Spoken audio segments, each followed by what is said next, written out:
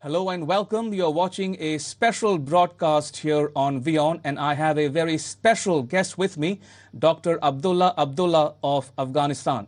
He is the chief executive and he's been holding the post since September 2014, so it's been 3 years now. Dr. Abdullah has held several portfolios in the past, including Minister of Foreign Affairs between 2001 and 2005. He is a doctor by training, an ophthalmologist, and was a close aide of Ahmad Shah Massoud, the Lion of Panjshir, who headed the Northern Alliance and successfully pushed the Taliban out from power in Kabul.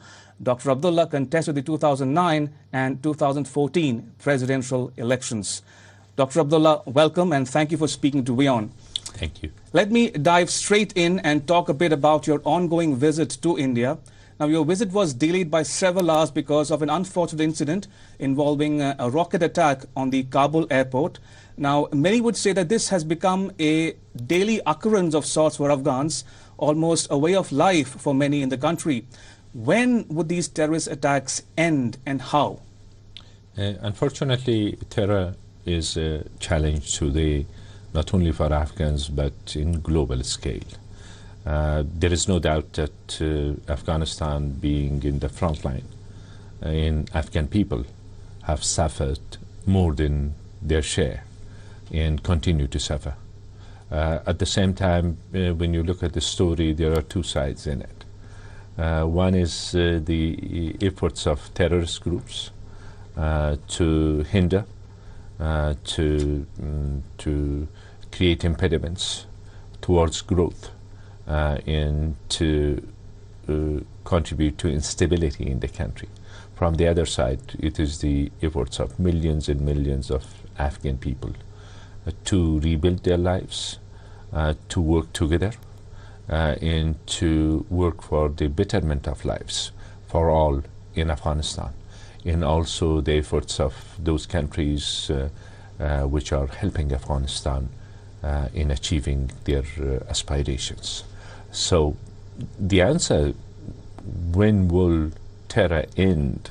I don't think that it will be available with me or with anybody else, but there is one answer, that they will never succeed in achieving their goals. They might be able to inflict casualties, they might take some opportunities from the people. At the same time, their failure is because of their goals, and it is inherent in what they do. It is a failed effort, right, and failed attempt. Dr. Abdullah, today is the 29th of September. Exactly 1 year ago, last year, India conducted what was described as surgical strikes across the line of control that divides the Indian state of Jammu and Kashmir. Now, some would say things are slowly changing for the better, but many would contest that submission and say nothing has changed on the ground. Pakistan continues to behave the way it did. Pakistan does not show any inclination of changing its attitude or strategic orientation. Now, Pakistan shares borders with both Afghanistan and India. How do you look at this situation obtaining in the subcontinent? I would say that it is incumbent upon all of us, all countries of the region, to deal with the threat of terrorism and to cooperate in dealing with it. What has changed, what has not changed, it remains to be judged forever. But there is a one constant reality, that terror will not help any country. Right. It has not helped any country or any nation. So that's very, very obvious. Dr. Abdullah, you met with Prime Minister Modi yesterday here in New Delhi. How did that meeting go? What did you two discuss? We had very good discussions, and Prime Minister Modi has helped us. India has helped us in the past in many ways. Prime Minister Modi's visit to Kabul, to Afghanistan, was a historical moment. His speech in the Parliament of Afghanistan, where India had helped us in building that parliament was historical in many aspects of it, and welcomed and appreciated by the people of Afghanistan.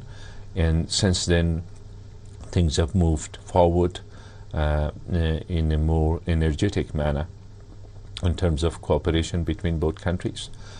In recently, the second round of a strategic partnership talks were held in New Delhi. The high impact projects, development projects were identified, and India will support those projects. And India has supported us in building the infrastructure, capacity building, education, health, energy, in all spheres of life. We discussed about the opportunities which are there. I was here in New Delhi because of the India-Afghanistan Trade and Investment Show, which in itself was a very important event. That show continues today. Indian and Afghan businessmen and women got together. Afghan products were showed in the exhibition. At the same time, the Indian and Afghan businessmen made deals for joint ventures, for investment, for trade, for working together.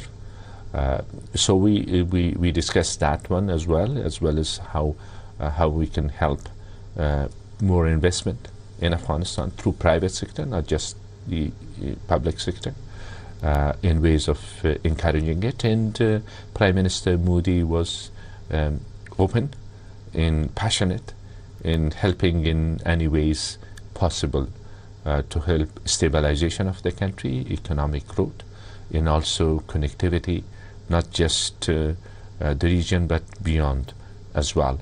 We also discussed Chabahar, which is a joint project, but again, an opportunity for the region. Dr. Abdullah, going back to the issue of terrorism, both Afghanistan and India are victims of terrorism emanating from our immediate neighborhood. Now, to quote President Ghani, for instance, who attended the Heart of Asia conference in December in India last year, and he politely declined Pakistan's offer of a $500 million aid. And on the occasion, he said that this money would be better utilized if Pakistan would actually stop giving safe havens to terrorists on its soil. Is Pakistan, according to you, a fit case for being designated as a state sponsor of terrorism? I would say that there is no doubt that the priority for Afghanistan is to deal with terrorism and its impact on our people. And in our interaction with our colleagues from Pakistan, the security challenges, this has the top priority.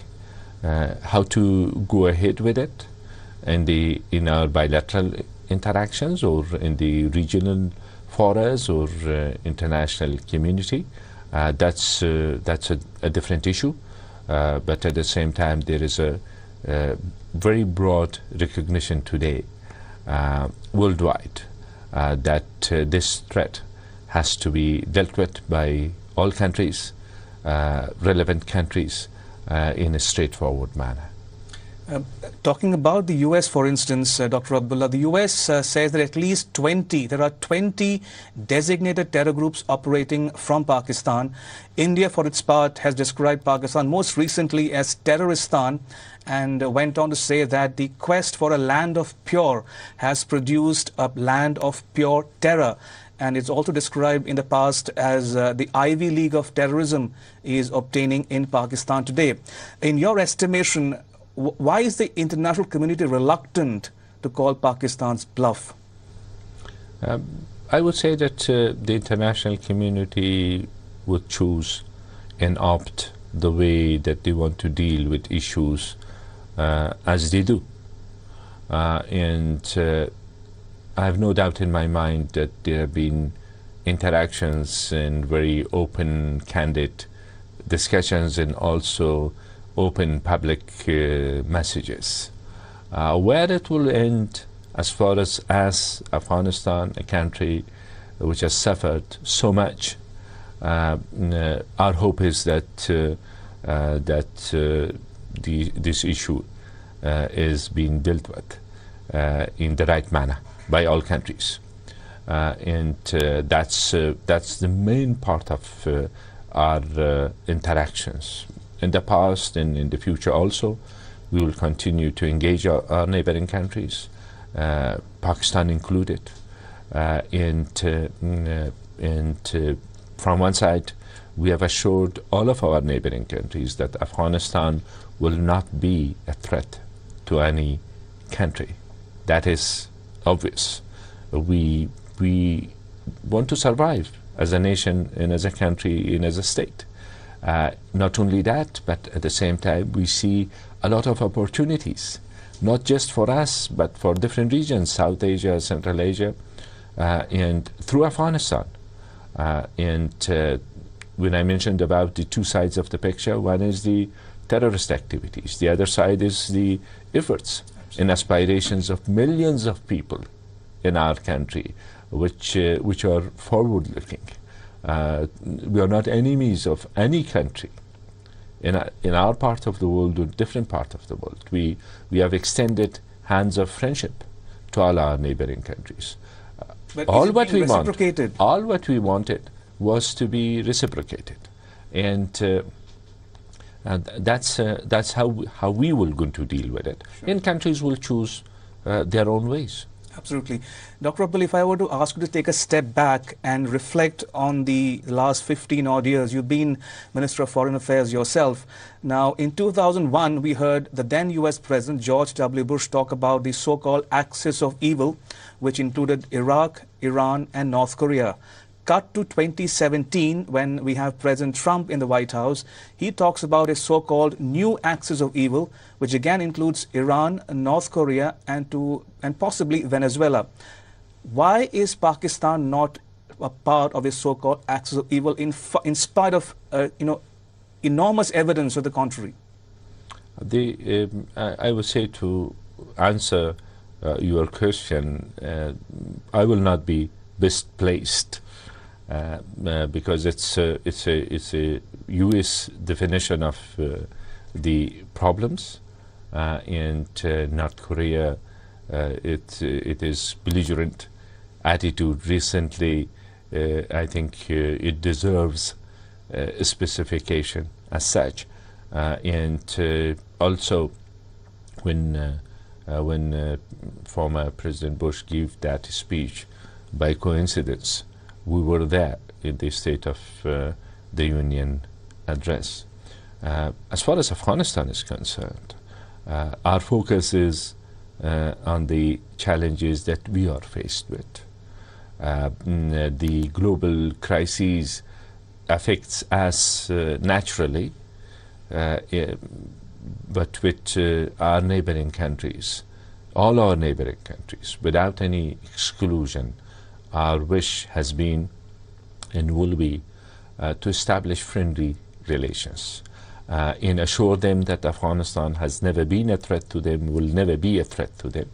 At the same time, we seek the same attitude.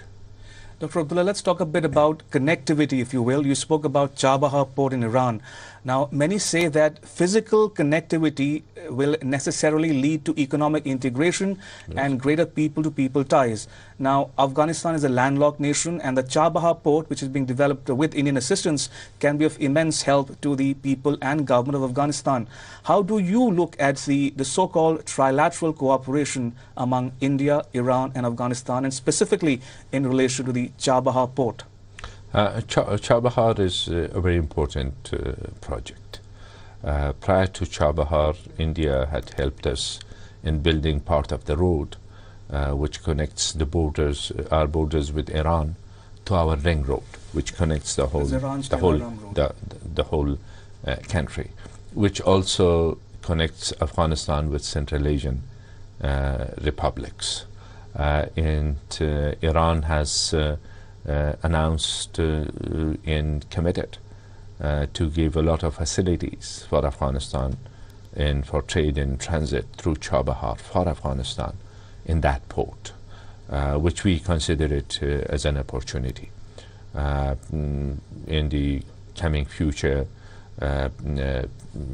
wheat will be transported through Chabahar to Afghanistan, but that will be the operationalization of the trilateral cooperation through that port. But the potentials are much bigger for South Asia, Afghanistan, Central Asia, and Iran, and beyond this region. And talking about projects such as the Chabahar port or the India-Afghanistan air freight corridor, for that matter, Dr. Abdullah, the common thread in all of this is the absence or the absolute uninvolvement, if I can use that word, of Pakistan. What does it speak to you about Pakistan's attitude in relation to its neighbors, Afghanistan, India, or Iran? Why is it Pakistan so reluctant to, for instance, provide Afghanistan overland transit to same with India in the case of facilitating transit with Afghanistan? The trade between Afghanistan and Pakistan exists and it continues. It will be there, and also transit through Karachi to Afghanistan, that will continue. The rest of it is part of the realities, in the challenging realities that we are faced with. I don't think that we can wish those realities away by just giving the reasons for it, but it's there. But of course, my belief as a person has been that connectivity and healthy conduct through peoples-to-peoples relations, trade and transit, through this, it's a win-win situation and everybody will be winning. That's my firm belief. For instance, former President Hamid Karzai, for instance, spoke about a minus Pakistan formulation going forward. In that context, he spoke about sub-regional cooperation in the context of Chabahar port or the air freight corridor, or even on the eastern frontier, for instance, we have what is called as the BBIN connectivity project. So is that the way forward, minus Pakistan? I would say, with respect to former President Karzai, which was my boss, I don't know the context of how he has spoken in that, so it could be out of a broader context. But at the same time, the minus policy has not worked. We in this region as neighbors live together, have lived together and will continue to live together and will have to interact. This could be like the last proposition, and we shouldn't be disappointed. We are sure of our goodwill, and I would say that I have no doubt in my mind that reason will prevail. We will find millions and millions of people in other side of our borders which are thinking the same way, and these are our hopes for the future. In today, with the realities that we have to deal with, with the best of our abilities in wisdom. But that said, Dr. Abdullah, many would say that Pakistan seems to be holding the South Asian Association for Regional Cooperation, or SAARC, to ransom. Now, we've seen the Commonwealth, for instance, suspend Pakistan on 2 occasions, in 1999 and 2007. Do you think it's time now for the SAARC to consider suspending or expelling Pakistan from membership of the regional grouping? As a new member to SAARC, Afghanistan, I wouldn't enter in such dramatic politics in a regional organization. At the same time, I would say that these are venues and opportunities for working together in cooperation, and I hope it will continue that way. I want to talk a bit about President Trump's South Asia strategy, where he speaks about a conditions-based approach as opposed to a time-based approach. That said, he's also spoken about the fact that it's the longest war in American history, 17 years and counting. And he says the America does not seem to be winning this war. Your thoughts? I would say that the the condition-based approach is the right one, and at the same time, I understand that after long engagement in lots of contributions, the people of the United States would like to see a more clear-cut situation than what it is today. That's also understandable, and we are thankful to the United States in its support and contributions to Afghanistan. The people of Afghanistan are the first to hope to see an end to this, and as I mentioned earlier, we just cannot wish away certain challenges which are there. We have to deal with it. We have to be consistent, and at the same time, had it not been for the engagement of the United States in Afghanistan, the situation in the region and beyond would have been very different in favor of terror networks. So a lot more has been prevented, nevertheless, from happening. The terror networks had reached the borders of Central Asian republics. And with the assassination of late Ahmad Shah Massoud, they were hoping to have a big stride, a big leap, take a big leap towards achieving their global goals. And that was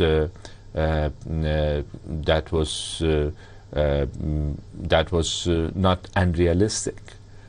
Luckily, their calculation didn't work and things changed. So that's something that we all have to take into account. Dr. Abdullah, you've met with U.S. Defense Minister James Mattis and the NATO Secretary General Jens Stoltenberg in Kabul recently, just a few days back.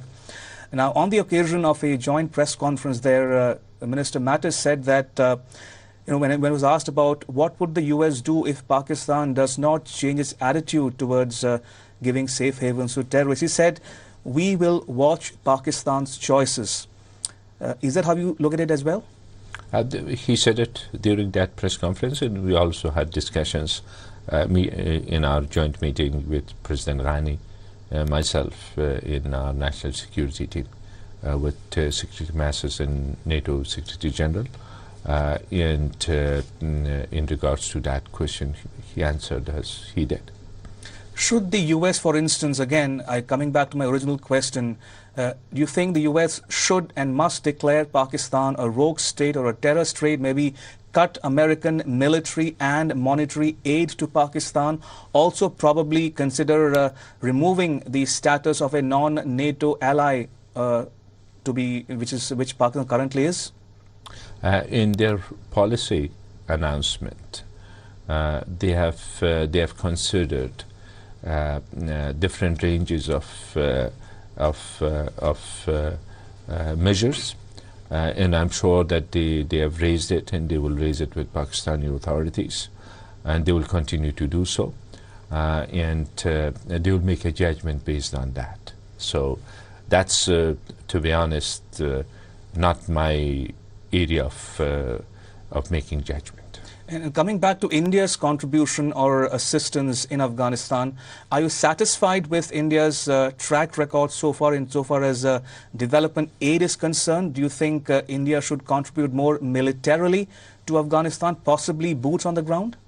The scope of cooperation between Afghanistan and India is a broad scope of cooperation.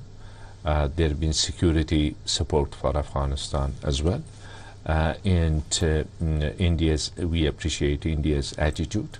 While as a whole, they have been helping stabilization of the country, supporting in education or building infrastructure.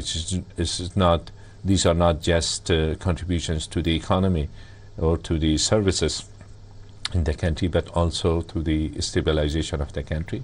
There have been other areas of cooperation in energy and health services, capacity building, altogether. And also Indian businesses are partnering with Afghan businesses or doing investment in Afghanistan on themselves, Indian companies. These are different spheres of cooperation between both countries. And India's stand in answering to the demands made by the government of Afghanistan based on priorities of Afghanistan has been appreciated, and we will continue on the same way. And talking about possible talks with the Taliban going forward, would you welcome it? Absolutely. We have kept the door open for talks with the Taliban, in spite of the problems and challenges that we have. And if I were to talk a bit about the UNGA, for instance, which concluded in New York, we saw for the first time in many years India, Afghanistan, Bangladesh all coming together to criticize Pakistan for its stand towards its neighbors. Now, in your estimation, is this another sign of Pakistan getting isolated in the wider region? I would say that there are situations that has affected different countries. And in UN General Assembly, the right of response is what countries have, and Afghanistan has used that. While the statement by President Ghani described the different aspects of our look towards the region, which included assurances to our neighbors that Afghanistan has never had malintentions against our neighbors, and also our expectations from our neighbors. And we will continue in the same way. And talking very briefly about That's the last question, perhaps? Probably, we'll, if we can talk about the terror groups operating in the region, for instance, the ISIS. Now, many would say that the ISIS may be on the retreat in West Asia, but its ideology remains as virulent as ever. So how does the international community combat this going forward? I would say, as far as ideology is concerned, that will take much more sophisticated ways of dealing with it than just the military security part of it. Nevertheless, you cannot take the security situation or security threats for granted. The ISIS defeat has been a major defeat that turned them from a group which was could move forward and conquer more terrain to the one which is surviving, but defeat them ideologically. That will be a long-term strategy. And very quickly, finally, before we conclude, Dr. Abdullah, let me turn your attention to the domestic affairs in Afghanistan. How would you describe your relationship with President Ghani and President Karzai? And what about the status of the electoral reforms which you've been asking for? With President Ghani, I'm in the same government, in the unity government. He's the president of Afghanistan, I'm the chief executive. And we are working together. And with former President Karzai, which is a political leader in Afghanistan, we meet, we interact, we have our differences, we have our agreements. So that's normal, and we will continue to have perhaps differences, or seek to bring ideas together. But as far as the interest of the country is concerned, and the national security interest of the country is concerned, we are all for a unified Afghanistan, for a peaceful Afghanistan, and for a democratic Afghanistan, for an Afghanistan which deserves to be given the chance to live in peace within as well as without. Not only that, but also contribute to the well-being of not only its own people, but to the wider region. The electoral reform, there have been discussions about it, there have been concerns about it. That should continue, and hopefully we will have elections on time, parliamentary and district as well as presidential. And before we conclude, Dr. Abdullah, am I talking to the next president of Afghanistan? Would you be contesting the 2019 presidential election? You're talking to Dr. Abdullah, which, as you described it, I have served in different capacity. I will be in the service of my nation one way or another. On that note, Dr. Abdullah, thank you so much for speaking to WION. Pleasure talking to you. Appreciate it. Thank you for your time. You. Thank Thanks. you.